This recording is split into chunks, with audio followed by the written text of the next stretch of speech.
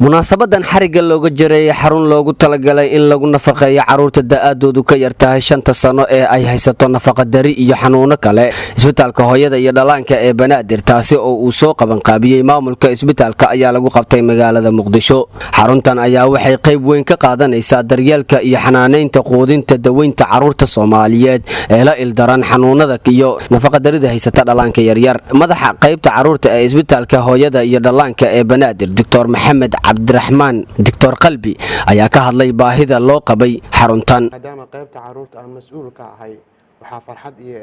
in qaybta ay heshay dayactir gaar ahaan qaybta ugu muhiimsanayd nutritionka ama SC stabilization centerka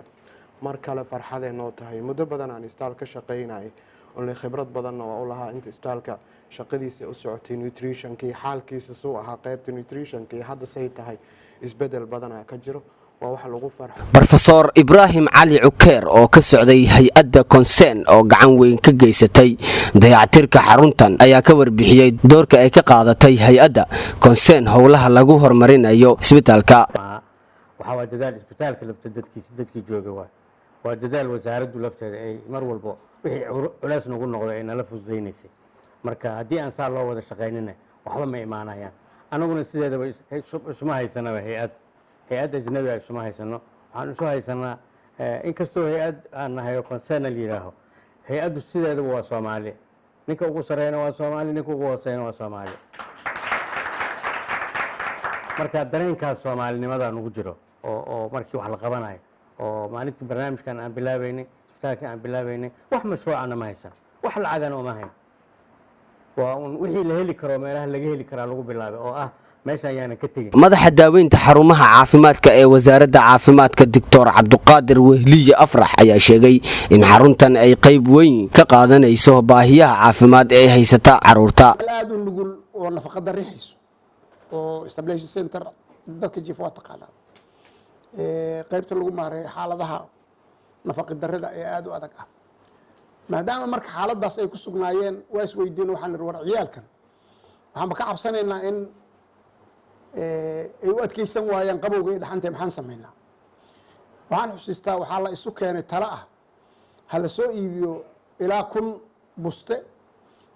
bustayaashaas ha la huwiyo waxaa laga wadaa bustiya haddii mar la isticmaalo cunugi waa la tagayahay maxaa la sameynayaa ilaan wax kale waxaa la yidhahdane si aan wax kasta u sameyno dariishadii aan bustooyinka ku xirno si ay dhaxanta uga celiyaan ciyaalka taas marka waxay daliil u ahayd xaaladda adag ee ay maraysay qaybta tan iyo xilligaas markaas ay ku jirtay waxaana si wanaaga marka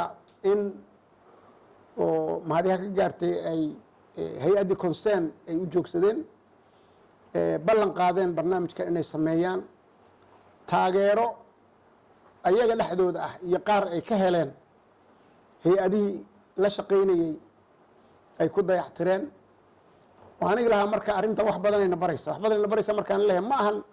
in mushkiladii taagneed ee xalis kaliya waxayna baraysaa waxaa la yidhahdaa self sufficiency inaan annaga inaan wax qabsan karno inaan aragno agaasimaha isbitaalka hooyada iyo dhalaanka ee Banaadir Dr. Safartuun Shariif Maxamed ayaa sheegtay in maamulka isbitaalka Banaadir uu wada howlo ballaaran oo dib u dayactir looga sameynayo isbitaalka waxayna ugu baaqday bulshada Soomaaliyeed iyo ganacsatada in ay ka qayb qaataan dib u dhiska isbitaalka hooyada iyo dhalaanka ee Banaadir waxa daris la ah ku dhawaad 5 qaybood oo runtii shaqada hadda qaybta ay hayso shaqo la mid ah isbitaalka ka haya cudurro kala duwan oo haday ahaan lahayd cudurrada faafa isolation wardka qaybta emergency-ga isbitaalka laga soo galo qaybtii MCH-ka oo dhalaanka hooyada iyo talaalada muhiimka ah hooyada u lahayd dhammaan waxay u baahan yihiin dayactir qaybaha jiifka sidoo kale qaybaha ban centerka sidoo kale asna dayactir xoogan u baahan intaba Soomaali cidna uma maqna ceelna uma qadna hadaysan gacmaheeda aysan wax intay furaan aysan wax dhiibin hay'adaha Soomaalida ah ganacsatada cid allaale dawladda oo runtii isbitaalka isdaal dawli ah dawladda lagu sheegay waa shacabka haduusan kaalintiisa muujina ma daawoweyso baahi kasto aad soo bandhigato marka shacabka Soomaaliyeed meel walba ay joogaan haday qurbo joog yihiin iyo kuwa dalka jooga hooyooyinka Soomaaliyeed oo isbitaalkan oo hooy u ah runtii isbitaalka kaliya ay ku faanaan ah waxaan rajaynayaa inay baaqiga maqli doonaan qaybaha dhimanna aanan ka sugin hay-ado ajaanib ah inay noo dayactiraan ee Soomaalida ay isku laabato. Maxamed Muuse Cismaan, Telefishinka Qaranka Soomaaliyeed, Muqdisho.